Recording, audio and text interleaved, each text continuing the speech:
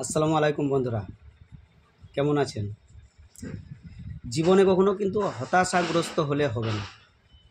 সব সময় আশা নিয়ে চলতে হবে এবং সেই আশাটা বড় হবে। আর ভাবছেন যে আমার সফলতা আসছে না, কিন্তু জানেন তো সফলতা অত তাড়াতাড়ি বা অত শীঘ্রই আসবে না। তবে আপনি জীবনের প্রতিটি ধাপে কিন্তু এক পা করে এগিয়ে চলছেন। কারণ আমি একটা জায়গায় পড়েছিলাম যে চীন দেশে নাকি এক ধরনের বাঁশ গাছ আছে।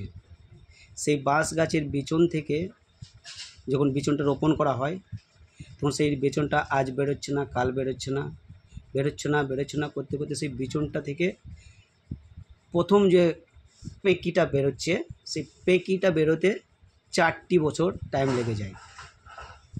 কিন্তু পেকিটা যখন বাড়তে থাকে 4 সপ্তাহের মধ্যে কিন্তু সেই পেকিটা 90 ফুট বাঁশে পরিণত হয়। বুঝতে পারলেন কি বলতে চাইলাম? তো আপনি ভাবছেন যে আমার সফলতা আসছে না, 1 বছর হয়ে গেল, 2 বছর হয়ে গেল, 10 বছর হয়ে গেল, কিন্তু করলে হবে না। আপনার সফলতা আসবেই, কিন্তু যখন আসবে তখন সবাই ভাববে এই দেখো তো আঙুল ফুলে কলা গাছ হয়ে গেল। কিন্তু ব্যাপারটা তা নয়, কারণ আপনার অধ্যবসায়, আপনার চিন্তাভাবনা সব সময় ছিল, তাই কিন্তু আপনি আজ এগিয়ে চলছেন। আর এতে ভাববে মানুষ যে কী হলো, কিন্তু তার জন্য যে আপনি 10 বছর ধরে কি 15 বছর ধরে আপনি চেষ্টা করেই যাচ্ছেন, সেটা কিন্তু সবাই দেখে না। তাই আপনি চেষ্টা চালিয়ে যান, অবশ্যই সফলতা আসবে।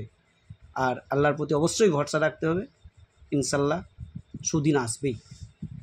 আমাকে একটু লাইক কমেন্ট শেয়ার করবেন, আমার একটু উৎসাহ তো বাড়াবেন।